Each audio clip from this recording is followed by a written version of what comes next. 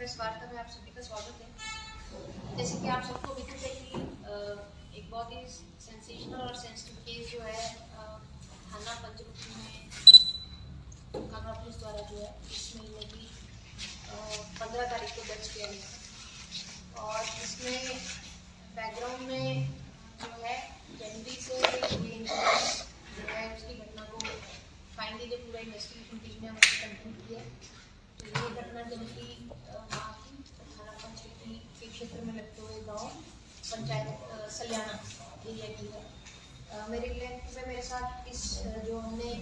SIT बनाई थी उसके इंचार्ज DSP पालमपुर लोकेंद्र नेगी जी और जिसमें पालमपुर इंस्पेक्टर भूपिंदर और हमारे पालमपुर साइबर सेल के मेंबर जो है कांस्टेबल प्रवीण और इनके साथ ही जो अन्य जो पुलिस टीम जो आज यहाँ प्रेजेंट नहीं है लेकिन मेंशन करने के लिए SHO Bokaro team, SHO Palampur की टीम। तो ये एक बहुत ही पेचीदा मैटर को जो है इन्होंने अपनी समझदारी से और पूरी मेहनत से इसको हमने वर्कआउट किया है। तो मैं इसके बैकग्राउंड में आपसे स्टार्टिंग से ये बताना चाहूँगी कि जनवरी में हमें ये मिसिंग रिपोर्ट जो है थाना पंचमुखी में एक पंकज नाम के शख्स की दर्ज की गई और 19 जनवरी को ये रिपोर्ट पंचमुखी में दर्ज हुई थी क्योंकि 18 जनवरी से अपने घर से मिसिंग था। उस मिसिंग रिपोर्ट पे जो है जो हमारा मिसिंग पर्सन्स का प्रोटोकॉल है उसके तहत जो है इलाका पे छानबीन की गई और उसकी जो मिसिंग व्यक्ति उसकी बाइक जो है उसके घर से लगभग 500 मीटर दूर एक एरिया में पाई गई थी क्योंकि ऐसी शंका जाहिर की जा रही थी कि वो कोई एक्सीडेंटल फॉल या कोई अप्रिय घटना उस एरिया में ना हुई हो, इसलिए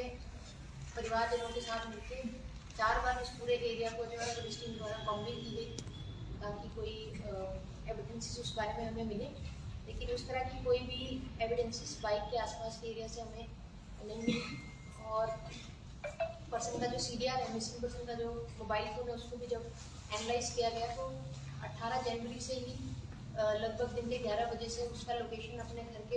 के पास ही आते हुए वो मोबाइल वहाँ से कोई और फर्दर लिंक्स में नहीं मिले। इसके साथ ही फाइनेंशियल बैंकिंग ट्रांजेक्शन जो है फॉलो अप करते रहे, लेकिन किसी प्रकार की लीड इस मैटर में नहीं मिल रही थी। परिवारजनों के शक पे जो है उनके पड़ोस में रहने वाले एक परिवार को जो है जांच में शामिल भी किया गया और उनके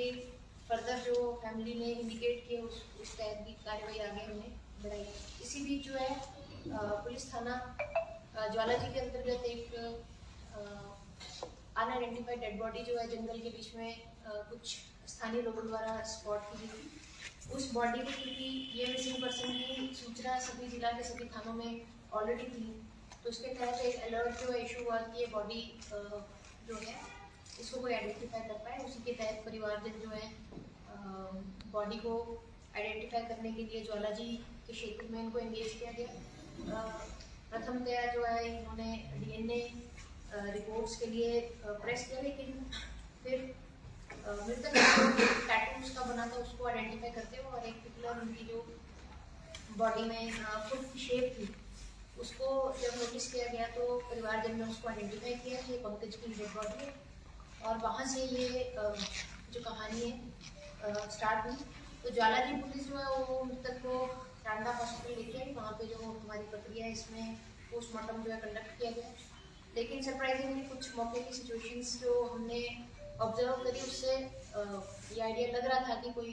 होमिसाइडल केस ही हो सकता है। जैसे कि जो चप्पल है वो डिफरेंट फील हो रहे थे, साथ में जो है व्यक्ति की जैकेट मिसिंग थी और कुछ चीज़ें जिसको ध्यान में रखते हुए पुलिस टीम ने इसको छानबीन को आगे बढ़ाया। उसके तहत ही सेंसिटिविटी को देखते हुए जो एक SIT का गठन किया गया था जिसके मेंबर्स जैसे मैंने आपको पहले इंट्रोड्यूस करे 17 को SIT जो है फुली फ्लेज्ड जो है लगभग 4 टीम्स डिफरेंट एस्पेक्ट्स को इसमें स्टडी करने लगी, जिसमें कि एक टीम जो टेक्निकल सेल है उसने सेलफोन एनालिसिस सभी सस्पेक्टेड और फैमिली मेम्बर्स की अपनी स्टडी की। एक टीम जो है वो ज्वालाजी में जाके जो क्षेत्र है उसकी कॉम्बिंग की गई। एक टीम द्वारा लोकल इंटेलिजेंस जो हमारा रहता है उसको हमने बिल्डअप करा और इस तरह हम इसमें आगे बढ़े। तो पहली सस्पिशन पे हमने निशु बाला, उसका हस्बैंड सुशील और उस लड़की का फादर उत्तम, इनको हमने अरेस्ट किया और इनसे गहनता से छानबीन स्टार्ट की गई।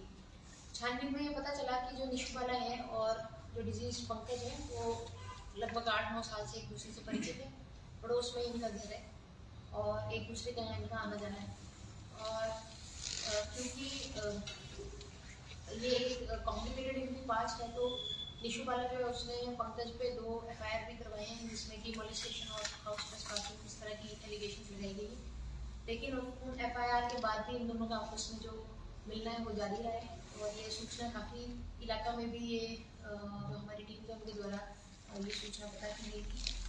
तो घटना वाले दिन यानी कि 18 जनवरी 2025 को जब एक्यूज निशु बाला का हस्बैंड जो है वो अपने काम से सिलसिले से घर से बाहर गए, तो एक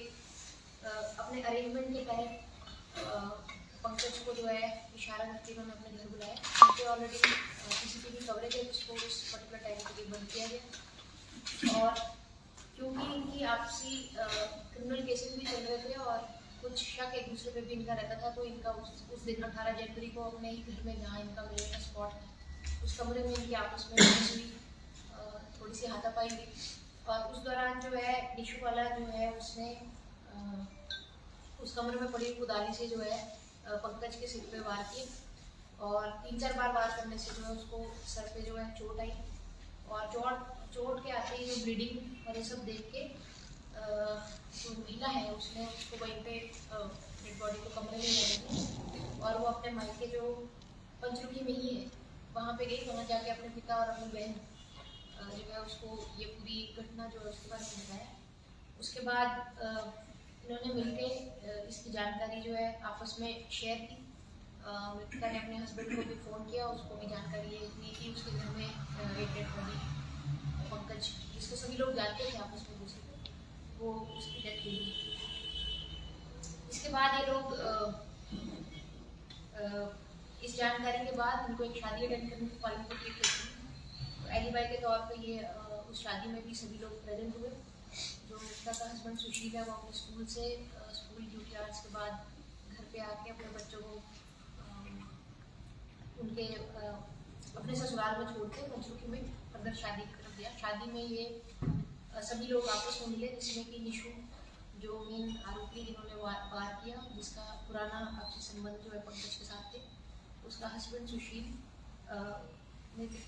निशु के फादर ध्यान, उत्तमचंद, मृतका की बहन रजनी का हस्बैंड जो कि नगरोटा का रहने वाला अजय, तो उसको भी वहाँ पे बुलाया गया। तो ये सभी वहाँ पे इकट्ठे हुए। फिर इन्होंने एक योजना तैयार की कि किस तरह इस बॉडी को जो है डिस्पोज किया जाए और इसी के तहत पहले ये लोग जो हैं रेकी करने के पर्पज से नागनी की तरफ से इंडिया के जो रोड है उस तरफ गए और इन्होंने रेकी करके स्पॉट आइडेंटिफाई करने की प्रयास करेंगे किस तरफ जो है ट्रैफिक कम रहेगा या जंगल रहेगा जहाँ पे बॉडी डिस्पोज की जाए। फिर ये वापस आके जो है आपस में इन्होंने जो प्लानिंग की थी उसके तहत जो डेड बॉडी है उसको कंबल में लपेट के और साथ में उसको कवर करके रस्सी से बांध के गाड़ी की डिक्की में, जो कि निशु बाला जो मेन एक्यूज है उसके हस्बैंड की गाड़ी जो है उसमें डिक्की में उस लाश को डाला गया और लाश को ले जाके 5 लोगों ने ले जाके उसको वहाँ पे जिस क्षेत्र में फाइनल रिकवर हुई ज्वाला जी के क्षेत्र में वहाँ पे डंप किया। उसके बाद जो इसके जैकेट और कंबल और रस्सी और चप्पल है उनको जो है एक दूसरे रोड पे जाके जो है जला दिया गया ताकि वो किसी तरह से कनेक्ट नहीं हो पाए और सेलफोन को भी एक तीसरे लोकेशन पे जो है तोड़ के जो है डिस्पोज किया गया। और पुलिस द्वारा अभी जो जले हुए कपड़े हैं उनकी रिकवरी की जा चुकी है। इसके साथ ही अभी हम फर्दर रिकवरीज भी कर रहे हैं, आइडेंटिफिकेशन सभी एरियाज की हो गई है। और इसमें मैं ये भी आपके समक्ष रखना चाहूँगी कि निशु बाला की जो बहन है और जीजा है और साथ में उनका बेटा अभिषेक, बहन का बेटा अभिषेक, ये तीनों जो है अभी कुछ समय पहले भवाना पुलिस स्टेशन की टीम के द्वारा नाकाबंदी के दौरान NDPS एक्ट के केस में ऑलरेडी जुडिशियल कस्टडी में हमने कस्टडी ट्रांसफर करा लिया और अब इन सभी का जो है स्पॉट के जो फर्दर जो लीगल फॉर्मेलिटीज है उसको कवर करके तो मैं ये इसमें फर्दर कार्रवाई हमारी तरफ से जारी है। अभी सेल फोन की रिकवरी और अन्य जो एविडेंसेस है उनकी recovery police team different areas में जाके करेगी। मैं ये कहना चाहूँगी काफ़ी पेचीदा और एक बहुत ही नाटकीय ढंग से जो है इस पूरे मर्डर को प्लान डिस्पोज करने की प्लानिंग की गई, लेकिन SIT की टीम द्वारा बहुत अच्छा एक कार्य किया गया। बहुत जल्दी इस पूरे मैटर के जो डिटेल्स हैं हम वर्कआउट कर पाए, तो मैं SIT की टीम को बधाई देती हूँ और साथ में लोगों का भी सहयोग जो हमें मिला है इस दौरान उसके लिए धन्यवाद करती हूँ कि उन्होंने पुलिस को कार्य